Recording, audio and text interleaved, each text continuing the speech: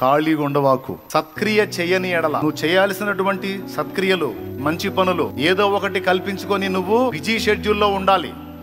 నువ్వు ఖాళీగా కూర్చొని దీర్ఘాలు తీసావనుకో, అది వాకిట్లోకే వచ్చి పొంచి ఉంటదంట. ఏంటిది అది? పాపం. కావాలంటే మీరు ట్రై చేసి చూడండి. ఆల్రెడీ ఇప్పటికి కొంతమందికి అనుభవం ఉంది. ఏ పని పాట లేకుండా బెడ్ మీద ఊరక పండుకొని తర్రే అని ఆలోచిస్తా ఉండును. ఏం తలంపులు వస్తాయో చెప్పు నాకు. చెడిపోయిన తలంపులు వస్తాయా, మంచి మంచి ఆలోచనలు వస్తాయా? చెడిపోయినయే వస్తాయి అన్నోళ్ళు చేతులు ఎత్తండి. ఏ పని లేకుండా ఖాళీగా ఉండి ఉండు, నువ్వు ఊరకుండు. ఏం ఆలోచనలు వస్తాయి? సత్క్రియ చేయని ఎడల వాకిట్లో పాములాగా పొంచి ఉంటదట పాపం. ఏమన్నా తెలుసా? రా, ఖాళీగా ఉన్నట్టున్నావుగా, నన్ను కలుసుకో. ఖాళీగా ఉన్నట్టున్నావుగా, నన్ను పిలు అని పాపం వాకిట్లో ఉండి పిలుస్తుందట. ఆ మాట నేను చెప్పలా. ఆదికాండం 4వ అధ్యాయం 7వ వచనంలో దేవుడే, సాక్షాత్తు దేవుడే చెప్పాడు.